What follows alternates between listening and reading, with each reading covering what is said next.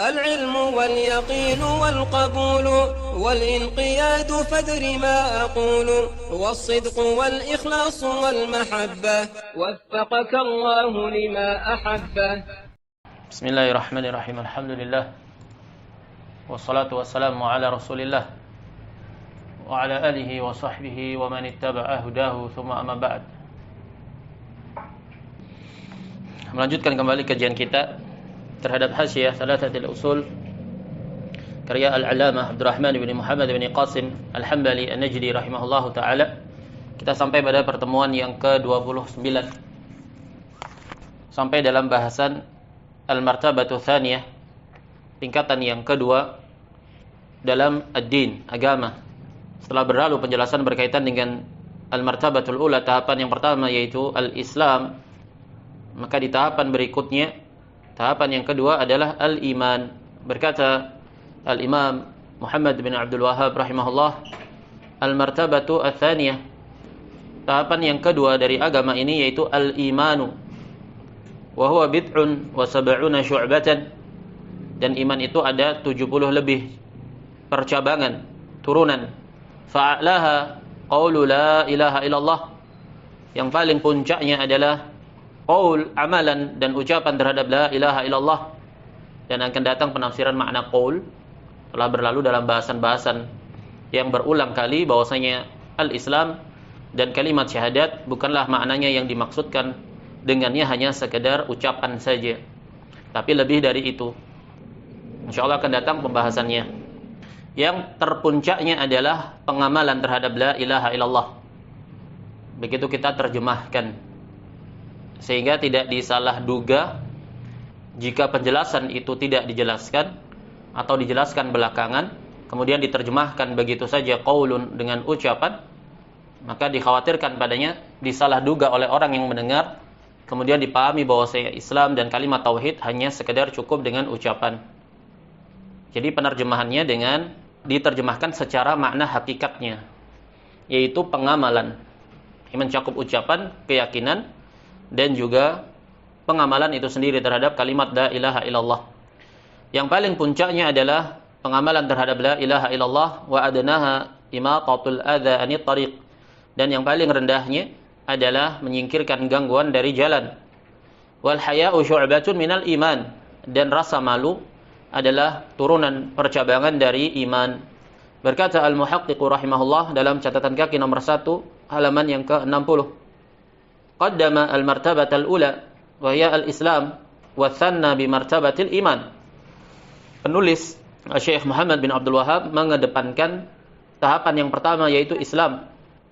Kemudian beliau menyebutkan di urutan yang kedua, tahapan yang kedua yaitu iman.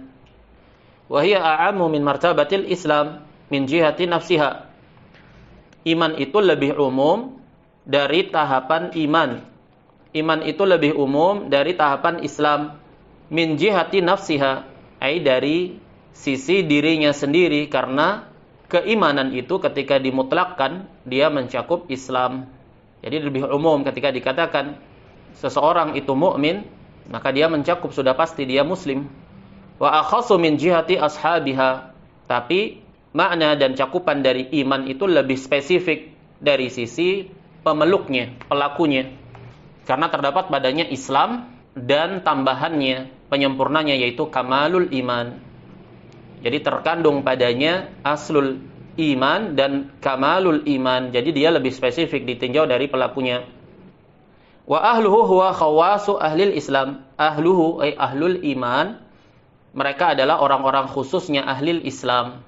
Jadi berada pada grade tingkatan yang lebih tinggi dibandingkan ahlul Islam. Wa ahlul Islam aktsaru min ahlil iman. Adapun ahlul Islam itu lebih banyak dibandingkan ahlul iman. Bermakna seseorang yang memiliki aslul iman yaitu Islam jelas lebih banyak dibandingkan mereka-mereka yang telah menunaikan derajat kamalul iman, kesempurnaan iman, baik yang wajib maupun yang mustahab. Karena iman itu tahapannya ada 3, aslul iman, dan ini kadar minimal yang harus ada pada seorang muslim. Kemudian kamalul iman al-wajib, kesempurnaan iman yang sifatnya wajib. Ini kadar di atas Islam. dikatakan sebagai seorang mukmin, yaitu dia yang telah sampai pada derajat ahlu al-Islam, memiliki aslul iman dan menunaikan kamalul iman al-wajib. Di sana juga ada kamalul iman al-mustahab. Dia derajat yang lebih tinggi lagi dibandingkan kamalul iman al-wajib. Bahasan berkaitan iman bisa merujuk kepada pelajaran-pelajaran yang lebih spesifik dalam masalah ini. Bisa didapati di channel Telegram yang ada. Bi khilafil aqs, berbeda dengan kebalikannya. Ahlul iman lebih sedikit dibandingkan ahlul Islam. Kama qala ta'ala, qalatil a'rabu amanna, qul lam tu'minu walakin qulu aslamna. Ketika orang-orang Arab Badui, mereka mengatakan amanna, kami telah beriman. Keimanan yang dimaksudkan di sini adalah kamalul iman al-wajib. Kami telah beriman sebagaimana imannya para sahabat yang terlebih dahulu masuk Islam. Jadi mereka sejajarkan grade keimanan mereka dengan as-sabiqun al-awwalun, para pendahulu dari kalangan sahabat yang lebih dahulu masuk ke dalam Islam, lebih dahulu bersumbangsih terhadap Islam. Qalatil a'rabu amanna, maka Allah memerintahkan kepada nabinya untuk meluruskan dakwaan tersebut. Qul lam tu'minu walakin qulu aslamna. Katakanlah, kalian belumlah beriman, maksudnya kalian belum sampai pada derajat kamalul iman al-wajib. Tapi mereka telah menempuh aslul iman, yaitu Islam. Kadar minimal seseorang dikatakan sebagai seorang muslim, yaitu memiliki aslul iman, di mana itu terwujudkan ke dalam 3 unsur. Keyakinan di dalam hati tentang keesaan Allah Subhanahu wa taala, kemudian diikrarkan dengan lisan bersyahadat la ilaha illallah Muhammad Rasulullah, dan diimplementasikan ke dalam amalan lahiriah nyata segala tuntutan terhadap kalimat syahadat tersebut. Ini kadar minimal aslul iman, termasuk dari kadar pengamalan lahiriah yang minimal adalah as-salat. Jadi kadar batasan minimal seseorang dapat dikatakan sebagai seorang muslim yang memiliki dasar minimal Islam, kadar minimal, yaitu memiliki aslul iman. Dia yakini di dalam hati akan esanya Allah, dia ikrarkan dalam syahadat, dan dia amalkan tuntutan syahadat itu dengan dia tidak mempersekutukan Allah Subhanahu wa taala dan menegakkan salat. Ini kadar minimalnya. Qalatil a'rabu amanna, sekedar kalian baru beriman, baru melaksanakan aslul iman, maka kalian belum sampai kepada derajat kamalul iman. Qalatil a'rabu amanna qul lam tu'minu walakin qulu aslamna. Akan tetapi katakanlah kalian telah berislam, kalian baru sampai ke tahapan Islam. Nah, definisi ini harus dipahami sesuai definisi ahli sunnah. Qulu aslamna, kami telah berislam. Nah, bagaimana standar seseorang bisa dikatakan sebagai seorang muslim ahlul Islam? Makanya kerancuan kelompok-kelompok bid'ah yang ada, karena kegagalan paham mereka dalam memahami konsep dasar makna Islam ini. Sampai-sampai di antara mereka ada yang mengatakan keislaman itu bisa tetap ada walaupun tidak ada sama sekali keimanan, bahkan aslul iman. Ini kebinasaan. Padahal dalam ayat ini jelas yang dimaksudkan aslamna, Allah katakan, Allah isbat, Allah ikrarkan, dan Allah persaksikan bahwasanya orang-orang A'rab Badui itu telah berislam. Berarti mereka bukan musyrik, mereka bukan kufar, karena Allah persaksikan mereka telah berislam. Nah, definisinya apa standar mereka bisa dikatakan berislam? Apakah sekedar mengucapkan kalimat syahadat walaupun tidak mengakuinya? Apakah sekedar mengucapkan dengan lisannya asyhadu alla ilaha illallah walaupun tidak mengamalkan Islam? Tentu tidak mungkin. Kalau begitu memahami konsep dasar aslamna, berislam di sini, yaitu sesuai dengan akidah ahli sunnah wal jamaah. Sesuai dengan akidah ahli sunnah wal jamaah dalam memahami konsep aslul iman, bagaimana iman dan Islam itu terwujud pada seorang hamba. Apa kadar minimalnya yang tidak bisa tidak bermakna? Jika kurang dari kadar minimal tersebut, maka dia kafir, bukan termasuk muslim. Fa inna man hakamat lahu nususu annahu mu'min fa innahu muslimun ala kulli halin.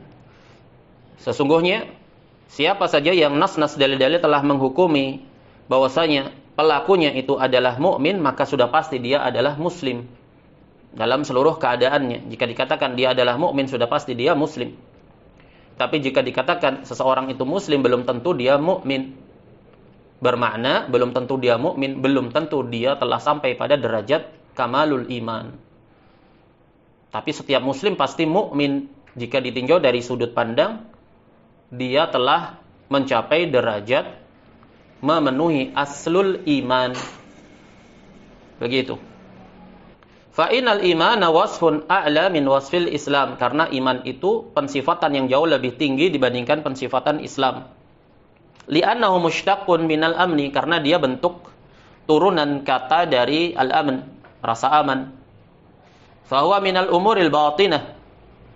Jadi pembahasan berkaitan dengan iman jika disandingkan dengan Islam, maka dia memiliki makna yang lebih spesifik, yaitu berkaitan dengan perkara-perkara yang bersifat batin. Alladhi yu'tamanu alaihi, yang mana seseorang itu merasa aman, tenang darinya, nyaman.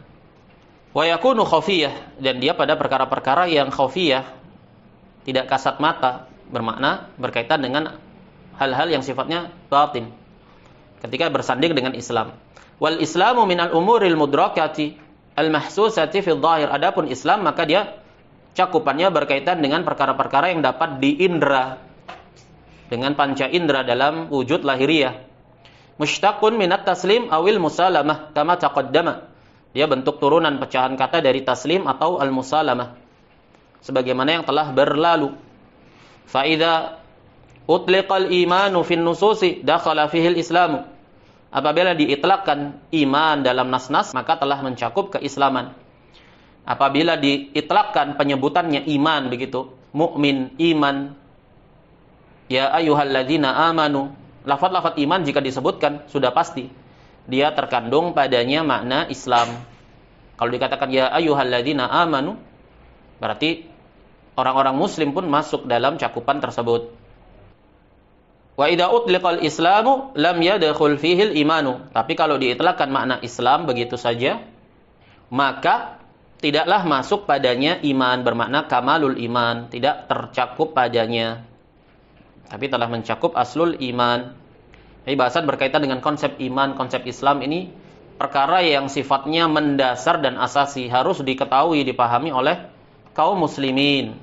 Karena konsep iman dan Islam ini telah rancu sejak ratusan tahun lamanya. Sejak padamnya cahaya sunnah di akhir-akhir masa a'immah, di kurun 300 Hijriyah, akhir-akhir 300 Hijriyah, maka berbagai macam kebid'ahan muncul dalam peradaban Islam, mendominasi peradaban Islam, menguasai literatur Islam dari berbagai macam sekte, teologi, kebid'ahan, akidah-akidah muncul beraneka macam ragam, firaq. Ini merusak dan mengubur akidah salafiyah. Selama ratusan tahun didominasi oleh mereka. Sampai datang abad ke-7 Hijriyah ketika muncul sosok di Damaskus, yaitu Syekhul Islam Ibnu Taimiyah dan murid-muridnya Ibnul Qayyim. Tapi tetap saja karena kedaulatan didominasi oleh mereka-mereka yang di atas akidah ahlul kalam, maka otomatis penyebaran pemikiran akidah-akidah yang menyelisih akidah salaf itu mendominasi, menguasai literatur Islam selama berabad-abad itu. Sampai kemudian muncullah sosok imam besar di negeri Najd, yaitu penulis risalah ini, Syekh Muhammad bin Abdul Wahhab rahimahullah.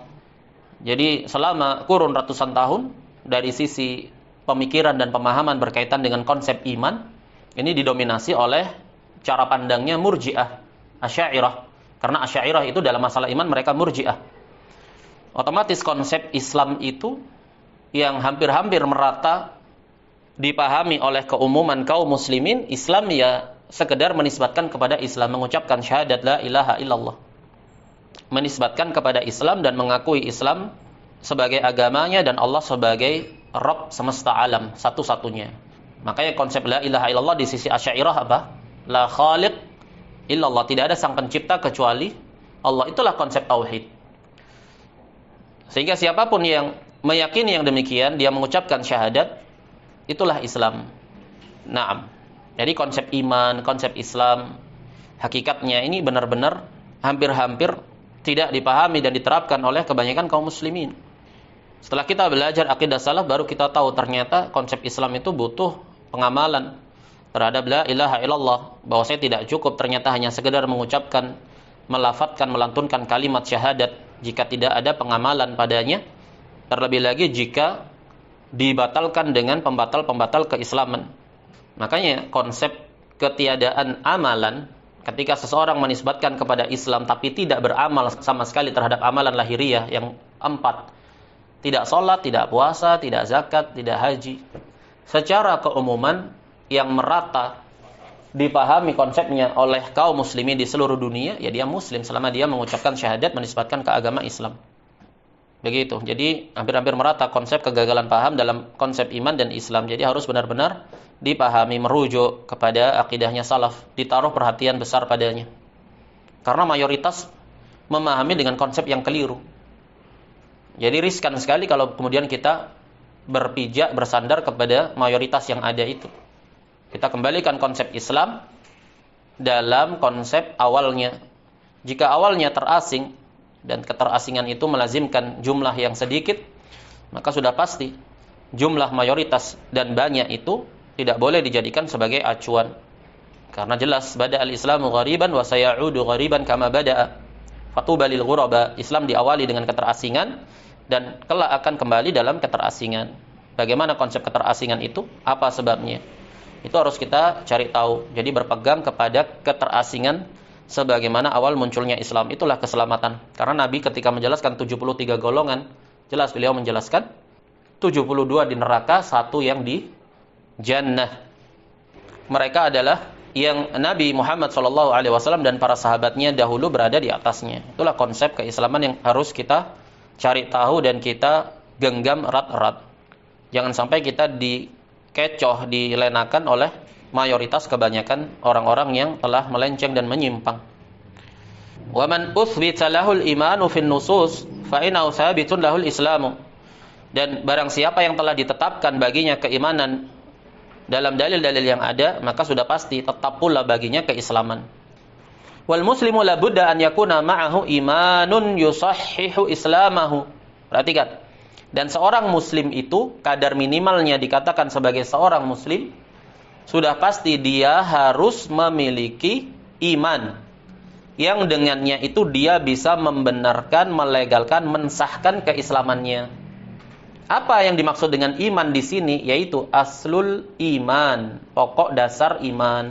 Dan kadarnya di sisi ahli sunnah, ucapan dengan lisan, syahadat, keyakinan di dalam hati, yang didasari di atas pengetahuan terhadap keesaan dan keagungan Allah, serta pengamalan terhadap amalan anggota badan lahiriah, di mana kadar minimalnya berdasarkan nas, dalil yang ada dan ijma' para salaf, yaitu salat.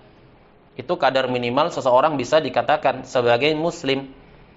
Dia harus punya kadar minimal iman ini, aslul iman, pokok dasar iman yang dengannya lah menjadi sahih keislamannya. Tanpanya maka tidak sah keislamannya.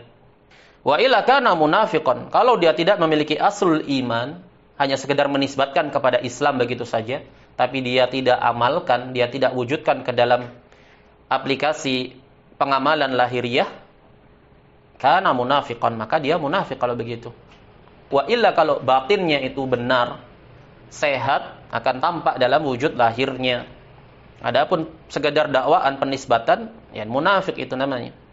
Jadi siapa yang telah memiliki aslul iman, sah keislamannya, dia dikatakan sebagai seorang muslim yang memiliki aslul iman, pokok dasar iman. Walakin la yastahiqu an yumdaha bihi wa yusna alaihi, tapi ya tidak berhak juga untuk kemudian dia itu dipuji atas yang demikian. Dipuji atas apa? Atas keimanan yang sifatnya kamalul iman, yang sifatnya kamalu al-iman, kesempurnaan iman. Bermakna kamu itu baru sekedar muslim, punya aslul iman, pokok dasar iman, kamu belum naik ke grade kamalul iman. Bagaimana merealisasikan kamalul iman al-wajib? Siapa yang bisa menjawab di sini? Mana adminnya ini? Jawab. bagaimana merealisasikan kamalul iman al-wajib untuk bisa sampai kepada derajat kamalul iman al-wajib? Bagaimana? Pertanyaan untuk jawab, Ustaz. Ya? Pertanyaan untuk teman-teman yang hadir di sini. Pertanyaan untuk antum. Oh, nah, Ustaz. Sampai derajat kamalul iman al-wajib yang pertama harus ini Ustaz, apa namanya? Aslul imannya harus ada. Ahsan, terus? Kemudian tingkatan selanjutnya masuk kepada kamalul iman al-wajib, Ustaz. Iya, bagaimana terrealisasikan kamalul iman al-wajib? Kalau dia masih aslul iman, dia muslim, Ustaz. Ya, bagaimana merealisasikan kamalul iman al-wajib? Paham pertanyaannya? Kenapa, Ustaz? Paham tidak? Bagaimana mewujudkan bisa naik ke tahapan kamalul iman al-wajib sehingga seseorang dikatakan sebagai seorang mukmin? Implementasikan itu, Ustaz. Apa?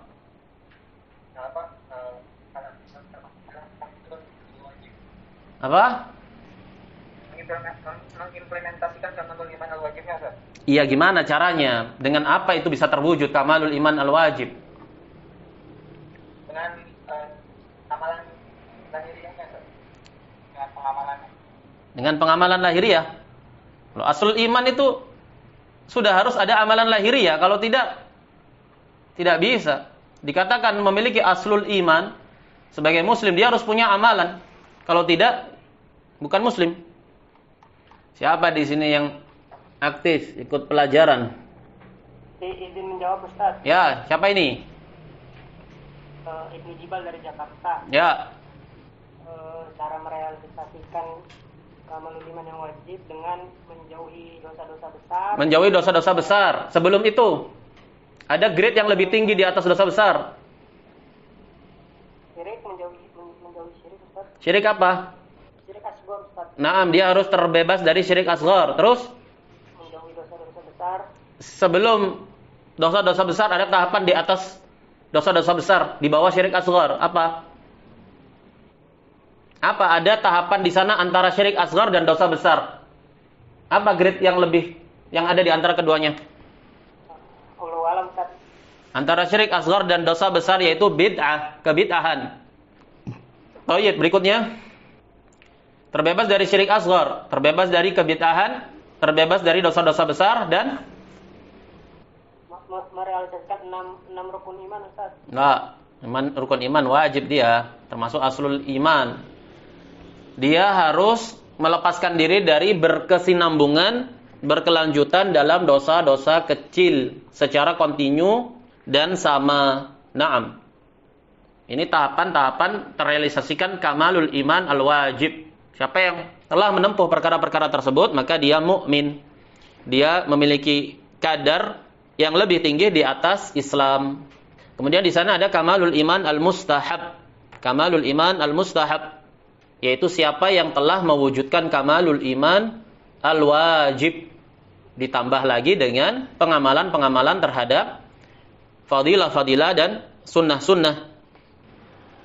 Walakin la yastahiqu an yumdaha bihi wa yusna alaihi. Tapi seseorang yang hanya baru sekedar memiliki aslul iman, baru sekedar muslim, dia tetap dikatakan sebagai muslim yang memiliki aslul iman, tapi belum sempurna, tidak layak untuk dipuji dan diposisikan di posisi seorang mukmin, sebagai seorang mukmin yang telah mencapai derajat merealisasikan kamalul iman al-wajib ataupun mustahab. Sebagaimana dalam ayat qalatil a'rabu amanna, ketika orang-orang Arab Badui mengatakan kami telah beriman, Allah tegur melalui lisan Rasulnya sallallahu alaihi wasallam, "Qul lam tu'minu walakin qulu aslamna." Katakan kepada mereka, kalian belum beriman, belum sampai kalian pada derajat itu. Tapi katakan saja kalian baru saja sampai kepada tahapan berislam. Konsepnya, standar minimalnya dari amalan lahiriah anggota badan dalam keislaman adalah salat. Jadi dia harus punya amalan. Orang dikatakan muslim, dia harus memiliki amalan terhadap rukun Islam tersebut, di mana intinya adalah salat. Adapun yang belum merealisasikan kamalul iman al-wajib, dia baru sekedar berislam, bal imanuhu naqisun wa ya'ti tamsiluhu. Jadi imannya itu naqis, kurang. Dia muslim yang memiliki aslul iman, tapi naqisul iman, imannya kurang. Masih terjatuh dalam dosa besar. Naam.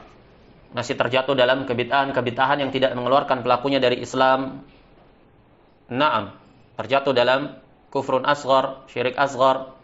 Maka yang demikian naqis imannya, tapi tidak keluar dari keislaman. Wal imanu asy-syar'iyyu. Sekarang definisi iman secara syar'i. Qaulun wa amalun. Iman itu qaulun dan amalun. Qaulul qalbi wal lisan. Dia adalah ucapan hati. Wal lisan. Ucapan hati adalah ma'rifah, pengetahuan hati akan keesaan Allah, Rabbnya, sebagai sang pencipta alam semesta yang berhak untuk diibadahi. Naam. Ma'rifatul qalb, qaulul qalb. Wal lisan, dengan syahadat dia ucapkan, dia lantunkan. Dan amalan mencakup 3, amalul qalbi, pengamalan hati, amalan-amalan hati, rasa takut, rasa cinta, rasa al-wala wal bara, naam, pengagungan, ta'zim terhadap kebesaran Allah dan syariatnya. Ini semua amalan-amalan hati, ketundukan. Amalul qalb. Wal lisan, dan amalan lisan. Apa amalan lisan? Ya, bersyahadat itu masuk pula amalan lisan. Begitu pula zikir, berdoa, bermunajat, meminta hajat kepada Allah Subhanahu wa taala, melantunkan puja dan puji kepada Allah, ini amalan-amalan lisan. Berkata yang baik, berdakwah, mengajarkan, menyuarakan kebenaran dengan lisannya, ini amalan-amalan lisan. Naam. Wal jawarih, dan amalan anggota badan, gerak tubuhnya, langkah kakinya, naam, segala tingkah polahnya, semuanya tercatat sebagai sebuah amalan al-jawarih, lahiriah, anggota badan. Ini konsep keimanan secara syar'iyah, hakikat keimanan yang dimaukan dalam konsep syariat, ya ini. Ucapan dengan hati, pengakuan hati, pengetahuan hati dan lisan, amalan hati, amalan lisan, dan amalan anggota badan. Wa yazidu bi ta'ati wa yanqusu bil ma'siyah. Dan dia bertambah dengan ketaatan dan berkurang dengan kemaksiatan. Ingat konsep ahli sunnah wal jamaah tentang bertambah dan berkurangnya iman, dalam keimanan secara menyeluruh, aslul imannya bertambah dan berkurang. Nah, bermakna masing-masing individu manusia itu dalam aslul iman tidak sama. Aslul iman yang pokok dasar iman seorang Abu Bakar dengan manusia akhir zaman ini, ya jelas tidak sama, jauh berbeda.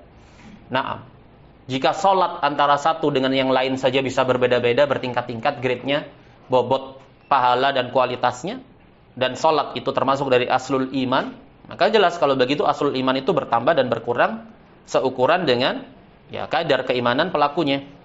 Ini akidah ahli sunnah wal jamaah.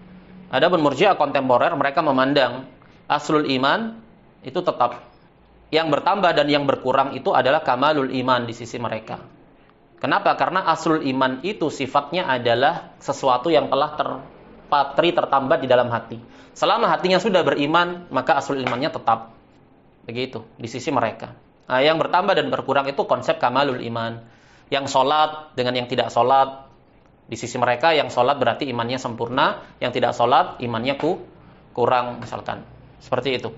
Yang tidak beramal sama sekali, di sisi mereka imannya kurang. Jadi mereka keluarkan amalan dari iman. Walaupun mereka mengatakan bertambah dan berkurang, tapi pada kamalul iman al-wajib. Fadakhala fihi jami'ul ma'murat. Adapun ahli sunnah memandang bertambah dan berkurangnya pada keseluruhan iman, pada aslul iman, pada kamalul iman. Naam. Fadakhala fihi jami'ul ma'murat, maka masuk padanya seluruh segala perintah-perintah. Ini masuk dalam iman. Sawa'un kana minal wajibat awil mustahabbat, sama saja dia perkara yang wajib atau perkara yang mustahab, dia masuk dalam iman. Naam. Dia masuk dalam iman, bukan sesuatu yang di luar iman. Wa dakhala fihi tarku jami'il manhiyat, masuk pula padanya, pada keimanan itu tindakan meninggalkan seluruh larangan. Ketika seorang hamba meninggalkan apa yang dilarang atas dasar keimanannya, kenapa dia tidak melakukan larangan itu? Karena dia takut kepada Allah, karena keimanannya. Kalau begitu, meninggalkan perkara yang dilarang, semuanya itu masuk dalam makna iman. Sawa'un kana dzalikal manhi yunafi usuladdin bil kulliyah aw la, sama saja perkara yang dilarang itu menafikan pokok dasar agama secara total ataukah tidak. Misalkan meninggalkan kesyirikan, termasuk iman. Naam. meninggalkan kesyirikan adalah termasuk dari keimanan. Atau meninggalkan larangan-larangan yang jika dilakukan itu tidak meruntuhkan pokok dasar agama. Misalkan membunuh, misalkan mencuri, misalkan berzina. Waliyadzubillah. Jika dilakukan, dia menafikan kamalul iman. Menafikan kamalul iman. Nah, meninggalkannya termasuk dari iman. Fa inna ta'rifahu al-madhkur yashmalu dzalik, karena definisi terhadap iman, batasan dan cakupannya itu yang telah disebutkan mencakup itu semua. Naam, qaulul qalbi, qaulul lisan, amalul qalbi, amalul lisan, amalul jawarih, 5 ini. Semuanya mencakup. Jadi tidak ada sesuatu pun yang di luar dari iman. Fama min khoslatin min khisalit ta'at illa wahiyya minal iman. Jadi tidak ada satu perangai pun, satuan dari satuan-satuan ketaatan, perangai-perangai ketaatan, kecuali pasti dia bagian dari iman, bukan sesuatu yang di luar iman. Ini akidah ahli sunnah wal jamaah. Wala tarki muharramin minal muharramat illa wa huwa minal iman. Tidak pula tindakan meninggalkan suatu yang haram dari perkara-perkara yang diharamkan kecuali itu termasuk dari iman. Naam. Begitu. Iman itu ucapan, amalan dan pengamalan lahiriah. Ketika seseorang meninggalkan kesyirikan, maka itu realisasi dari iman. Ketika seseorang tidak bersujud kepada kuburan, meminta hajatnya kepada sang penunggu kuburan tersebut, dia tidak lakukan yang demikian, itu termasuk dari iman.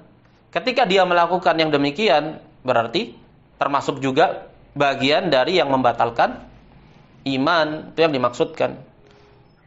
Ini konsep akidah ahli sunnah wal jamaah, karena pemikiran murji'ah kontemporer yang mendasar di masa ini itu, mereka memahami konsep pembatal keimanan, pembatal keislaman dengan konsep yang berbeda dengan ahli sunnah. Bagaimana konsepnya mereka bagi kekufuran itu 2 bagian, kufur i'tiqad dan kufur amal. Apa yang dimaksud dengan kufur i'tiqad? Kufur i'tiqad di sisi mereka adalah kekufuran yang didasari atas niat kufur di dalam hati atau pengingkaran di dalam hati terhadap iman. Ini namanya kufur i'tiqad. Kemudian mereka kategorikan kufur yang kedua, kufur amali. Apa itu kufur amali? Mereka definisikan kufur amali adalah segala bentuk kekufuran yang tidak didasari atas keyakinan di dalam hati. Jadi semua ucapan kufur, perbuatan kufur, praktek-praktek lahiriah kekufuran, selama tidak didasari dari dalam hatinya, maka dia kategorinya kufur amali. Nah, kufur amali itu selalu pengitlakannya masuk kategori kufrun duna kufrin. Sehingga tidak ada kekufuran kecuali atas dasar niat kufur di dalam hati atau penolakan terhadap iman. Ini konsep mereka. Sehingga mau ada wujud kekufuran separah apapun di wujud nyata, di sisi mereka selama hatinya itu tetap beriman, maka pelakunya tidak akan keluar dari iman. Karena dia menisbatkan kepada Islam. Apa itu Islam? Islam yaitu menisbatkan diri sebagai penganut Islam, mengucapkan syahadat. Begitu di sisi mereka. Kenapa? Yaitu tadi, amalan itu bukan bagian dari iman. Ujung pangkalnya di situ. Makanya mereka definisikan kufur i'tiqad, kufur amali. Berarti segala kekufuran yang dilakukan konsepnya secara pengamalan, ritual, lahiriah, selama tidak diimbangi dari dalam hati, berarti dia hanya sekedar kufur amali, dan amal itu sesuatu yang terpisah dari iman. Maknanya pelakunya tetap mukmin, tetap beriman, memiliki aslul iman walaupun naqis di sisi mereka. Begitu maknanya. Makanya disinilah letaknya kenapa para ulama ahli sunnah di masa ini mengkritisi pemikiran-pemikiran seperti ini sebagai pemikiran murji'ah. Karena keterkaitannya dengan iman. Walaupun mereka mendefinisikan iman itu qaulun dan amal, yazidu bit ta'ah yanqusu bil ma'siyah, ini definisi. Tapi yang menjadi tolak ukur acuan itu hakikatnya. Ketika mereka kemudian menerapkan bahwa kekufuran itu kufur amali dan kufur i'tiqadi, yang membatalkan keislaman pelakunya hanyalah kufur i'tiqadi saja, yaitu yang didasari dari dalam hati, berarti iman itu adalah hati. Selama hatinya beriman cukup. Makanya di sisi mereka, ya iman itu hakikatnya walaupun secara pendefinisian tidak, tapi iman di sisi mereka apa? Iman di sisi mereka i'tiqadul qalb, sudah. Selama pelakunya meyakini di dalam hatinya dia beriman kepada Allah sebagai pencipta alam semesta, sebagai yang berhak untuk diibadahi, sudah, dia adalah seorang muslim. Walaupun pada prakteknya dia menyembah selain Allah, meminta ke kuburan, menistakan agama, selama hatinya beriman maka beriman. Jadi mereka itu murji'ah. Karena banyak yang nggak paham kenapa mereka dikatakan murji'ah, bingung. Kenapa? Karena tidak paham tentang konsep dasar iman dan Islam di sisi ahli sunnah wal jamaah. Naam. Taib, kita cukupkan sampai di sini. Subhanakallahumma wa bihamdika asyhadu an la ilaha illa anta astaghfiruka wa atubu ilaik.